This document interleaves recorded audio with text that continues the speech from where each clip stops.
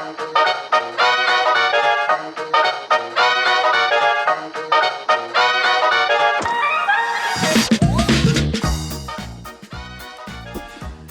as you can see, there's daylight showing from a really wide crack there. I think that's where a lot of my ladybugs and flies are getting in.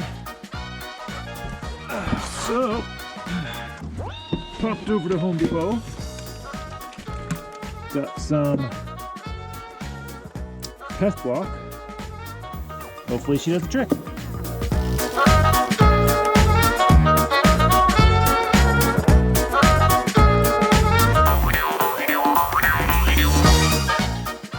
So these pieces of styrofoam are special baffles that are designed to keep your blown insulation out of your soffits. And they are 24 wide. Of course, our sections are 16, which means we need 2/3. So you can see Chris is just going through here and cutting each one, cutting a third off. Then he's gonna go back and tape all the 1/3 pieces together, like 2 by 2, so that we don't waste any of this. It's not super expensive, but waste not, want not. So the pink stuff is, and by pink stuff I mean the pink baffles are thicker than the white ones I got to replace it. The white ones fit the rock wool quite nicely, probably because they're about 1.5 inches thick, which is the thickness of 2x4 stock, which puts them the same thickness of spacer they put on this side. By using these ones, at least on this side, I can gain enough space to actually put the rock wool in and have it sitting properly. Have to test the other side still, but we'll get there. But because it's a long shoot down, and even my arms are only so long, I'm going to be taping them together just for structural and installation purposes. It has nothing to do with air seal or anything like that. Just to make my life a little easier.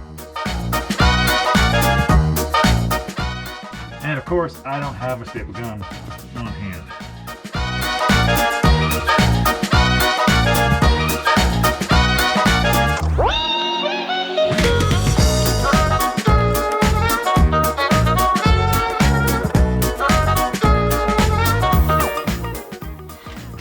Ideally, what I want is an air-ish tight seal that forces all the airflow through the conduit provided, as opposed to up the sides of the conduit provided, because that will chill the insulation a lot faster. So it's still have excellent air movement.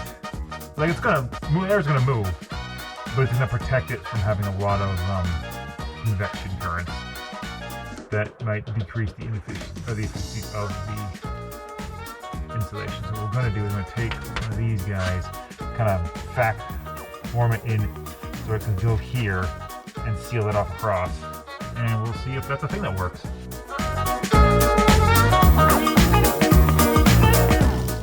Welcome back, everybody.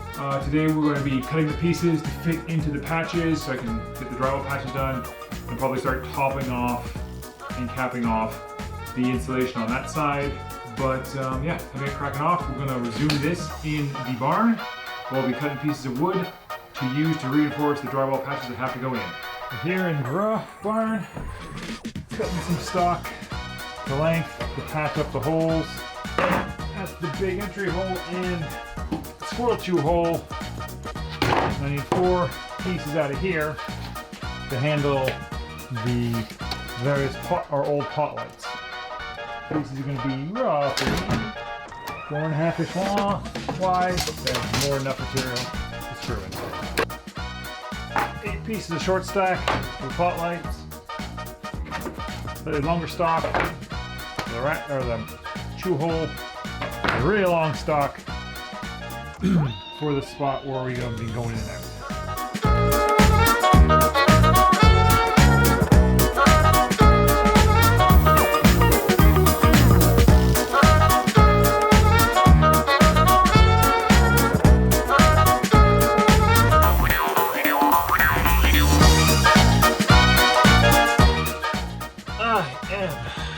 Finishing or sealing off the hole that I've been using to get in and out of this attic this entire time.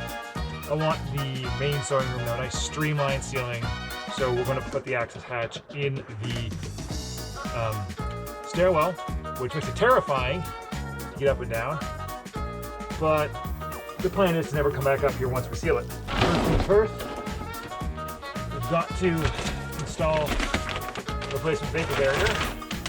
Big massive hole we're leaving.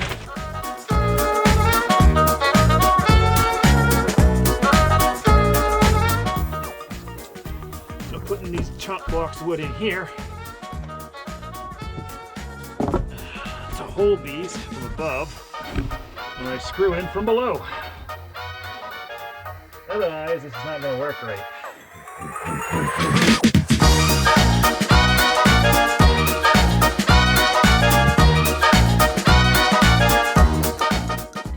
My job is to say when I can see the insulation on level in the literal crawl space.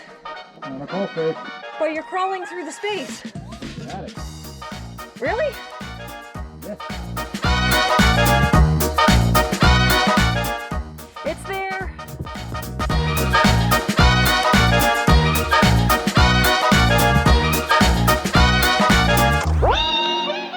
Welcome back. Welcome aboard the insulation train. Next up, end of the roof. If you ever find yourself doing this kind of work, I would highly recommend Crazy Carpet. It is fabulous for moving material over your plywood highway without damaging your insulation or whatever have you. All right, there's still the custom jobs that need to be done. Joy. I need this filled in with something resembling insulation. My question then becomes, is that before or after I put in this baffle?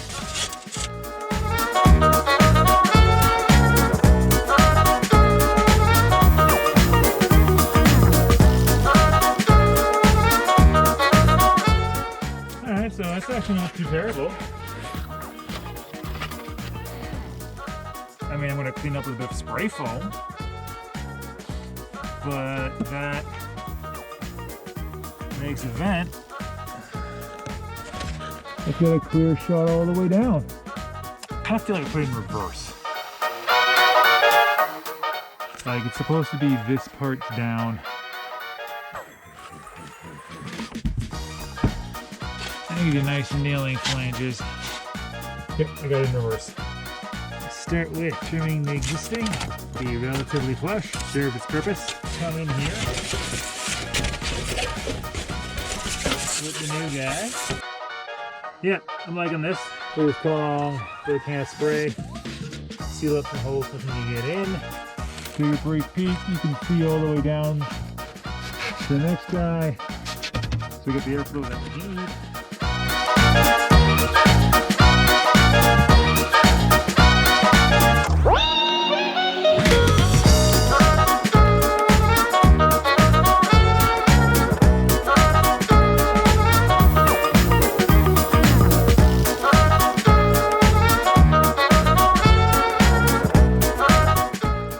We're just manufacturing a bunch of these little guys to slide in to the wall cavities and keep the air from blowing up through not the channels. And since they're capable of being produced en masse, we're just going to mass produce a bunch and then install a bunch. It's a very tight squeeze in here, but we're finishing off the house meat. Want to walk us through what you're doing, Chris? Yeah, so the idea is you seal up around the base here so the vast majority of the air gets shunted up through the guide. It's going to leak a bit and that's fine. I just don't want huge breezes in contact with the insulation. It's not a perfect fit at the bottom, so I put a little pad seal around of the spray foam. Because this is flat and this is at an angle, I have to cut these things at an angle. But after a couple rounds of practice, I've gotten pretty decent at cutting them to length to fit on with a proper angle cut on the butt face. Well, that's with anything. Like the first couple of times, you're not going to be great at it. So always start somewhere where no one can see what you're doing. So in cases when this happens, there is a remedy. Remember that cut chunk we just cut off? We're gonna make it a slice. And we just have to repeat that the entire length You can't even see it because Chris takes up all the space in here. It's like, what, 15 more to go? Yeah, there's about 19 total, so. On this side alone. And there's still the other side. Alright, we're not going to show that part because it's tight in here. That's a lot. Okay, we'll see you in a minute. It's like 8:39 o'clock. We're trying to get the garden suite done up, and the hose they sent with the insulation blower is too short. Store is closed and also far too far away, even if it wasn't. What we're going to do, we're going to tape over these, tape together stuff I have.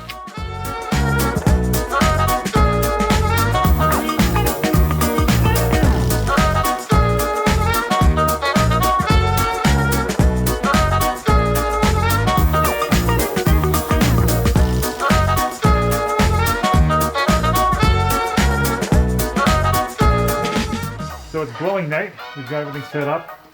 We have the blower ready to receive our cubes of cellulose. We've got cellulose all around the room, ready to go into the machine, blow in the car if we need it. I'm going to pop upstairs and start the machine blowing. When I call down, turn it on towards you. This way. And yeah, we'll just get it working. Yeah, my job is feeding. We'll see how that goes. Blowing night sounds so much better than this is going to be. It's blowing night and the feeling's right. It's blowing night and the feeling's right. That's not the tune.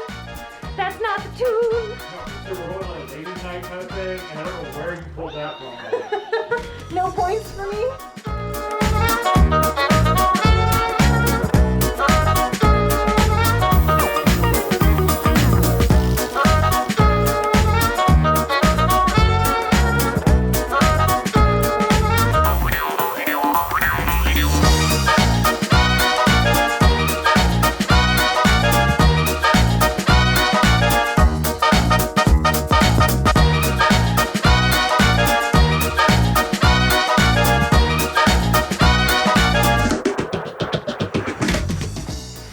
The attic's blown and full.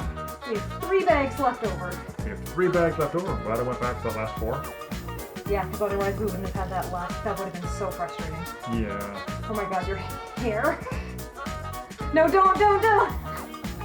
This would be great. You guys get to see me blown off with the air compressor after this. Oh yeah, that's true. Alright, so we're just going to put this in the garbage bag for keeping because we're doing this in the house eventually, so nothing wasted. Yeah. And we're just going to sweep the excess, toss it in there, and then we'll be done blowing the attic.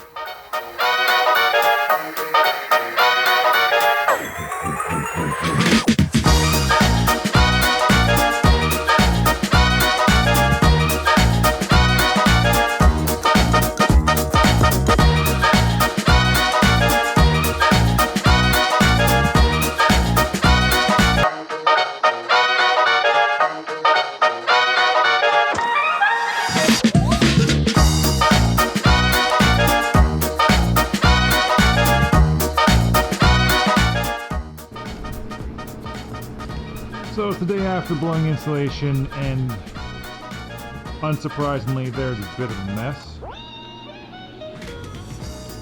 And it's getting in the way of everything.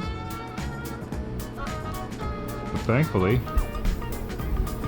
we can clean it up in a snap.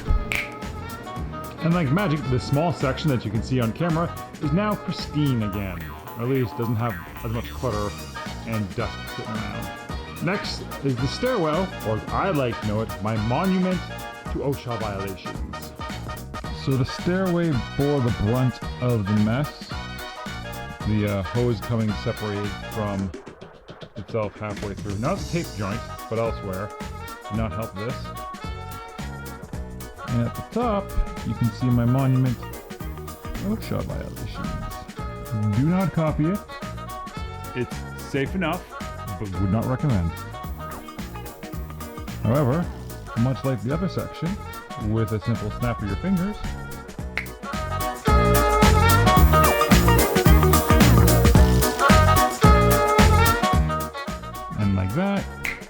she's clean.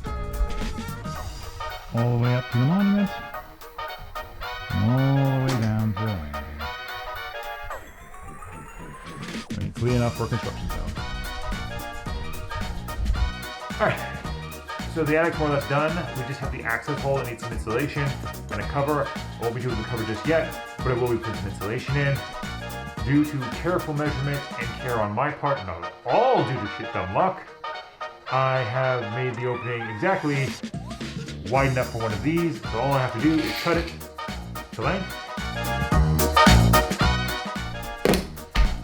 Alright, let's see if this works. Alright, so that's held in there nicely with friction. We're going to shove another piece of the R28, the 8-inch, and then I'll cap it off with a lower piece of the 6-inch because it's a little thicker and stiffer, and that will definitely keep the access point nice and insulated.